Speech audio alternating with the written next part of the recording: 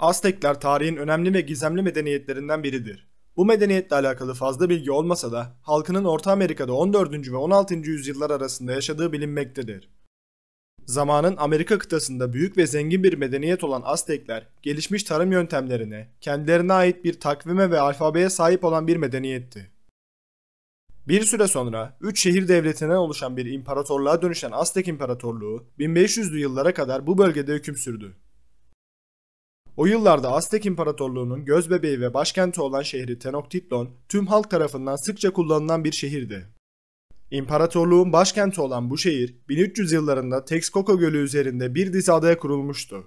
Büyük tapınakların da yer aldığı bu şehrin 1500'lü yıllara gelindiğinde 300 bine kadar nüfusunun ulaştığı tahmin edilmektedir. Tenochtitlan şehri o zamanlarda coğrafi keşiflerde kendine yeni işgal bölgeleri arayan İspanyolların da dikkatini çekmişti. Bugünkü Meksika'nın başkenti olan Meksiko'nun yer aldığı bölgede bulunan Aztek İmparatorluğu'nun en büyük şehrinin yerlileri, İspanyol sömürgecileri 1519 yılında şehre ilk kez geldiklerinde İspanyol kuvvetlerine karşı koyacak kadar güçlü olduklarını düşünmemişlerdi. Fakat ilerleyen süreçte böyle olmadığını anlayacaklardı. 1504 yılında Cortés, sömürge yönetimine giderek tecrübe kazandığı yer olan ve günümüzde Dominik Cumhuriyeti ile Haiti adalarını da içinde bulunduran Hispaniola adalarına gitmek için İspanya'dan ayrıldı. 1511'de Küba seferine katıldı ve adanın ilk sömürge yöneticisi olan Diego Velázquez'e sekreter olarak atandı. Bu süreçte Cortés, kısa ve çalkantılı kariyerinde çok işine yarayacak yeteneklerini geliştirdi. Adanın yerli halkını organize etme konusunda önemli bilgiler ediniyor ve her zaman için mallarını genişletmek ve kazançlı idari görevler yapmak için birbiriyle rekabet eden İspanyollar arasında patlak veren sürekli çekişmelerde hünerli bir arabulucu olduğunu kanıtlıyordu. 1513'te Pasifik'e ulaşmak için Orta Amerika'yı geçen Vasco Nuñez de Balboa öncülüğünde gerçekleşen sefer sonrasında Avrupalılar yeni dünyanın bütün ekonomik potansiyelini görmeye başladılar.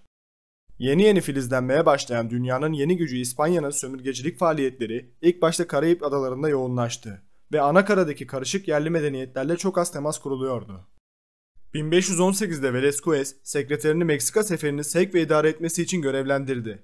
Cortés ise ona sadık bir hizmetli olmaktansa bir lider olma yoluna girdi. Şubat 1519'da 11 gemiyle yaklaşık 100 denizci, 500 asker ve 16 atla birlikte Yucatan Yarımadası kıyılarına varmak üzere yola çıktı. Bunu takip eden aylarda Cortés, valinin emirlerine uymayarak dizginleri ele aldı ve bir keşif görevi olarak planlanan seferi önemli bir askeri fetih hareketine dönüştürmeye karar verdi. Cortés, mürettebatının Vali Velázquez'in emirlerine uymama konusunda endişelenmesini engellemek için Küba'dan denize birlikte açıldıkları donanmanın imha edilmesi emrini verdi. Bu da acımasızlığının bir göstergesiydi ve artık geri dönüş yolu yoktu. Cortés 1519'da Meksika'ya ilk geldiğinde Aztekleri İmparator Moctezuma yönetiyordu. Aztekler için 1519 yılı imparatorluklarının bölgede tartışmasız tek güç olduğu bir yıl olarak başladı. Tenochtitlan toplam nüfusu 5 ila 6 milyon olan 400 ila 500 küçük devletçiye hükmediyordu. Kıyı bölgesindeki yerli nüfusu hızla kontrol altına alan Cortés'e bir kabile reisi tarafından 20 köle verildi. Onlardan biri genç bir kadındı ve birçok yerel dili konuşabiliyordu. Ayrıca kısa sürede İspanyolcayı da öğrendi. Onun dil öğrenmedeki yeteneği Cortés'in işgal planları için çok önemliydi. Bu nedenle kadın, Cortés'in sevgilisi olmasının yanı sıra tercümanı da oldu. Sonra Malinche ya da Dona Marina olarak tanınmaya başladı. Yabancıların geldiği haberleri kısa sürede Tenochtitlan'daki Aztek İmparatoru Moctezuma'ya ulaştı. İmparator, İspanyolları yatıştırmak için Cortés'e elçiler ve hediyeler gönderdi. Fakat bu durum onun daha da Aztek zenginliği elde etme arzusunu arttırmaktan başka bir işe yaramadı. Cortés'in yerel siyasi rekabetleri gözlemleme ve manipüle etme yeteneği vardı. İspanyollar Tenochtitlan yolunda Azteklerin boyunduruğundan kurtulmayı uman Cempoala şehrinden Totonac halkının desteğini elde etti. Diğer bir yerli halk kabilesine karşı askeri bir zaferin ardından Cortés ordusuna daha fazla savaşçı kattı. Farklı yerli halklar arasındaki uyuşmazlıklar hakkında bilgisi ve onları çıkarlarına göre kullanma yeteneği Cortés'in stratejilerinin merkezindeydi. Tenochtitlan büyüklüğünde bir şehre saldırmak için arbeküzler, piyadeler, süvariler ve binin altındaki asker sayısıyla İspanyol birliklerinin sayısı yetersiz görünüyordu.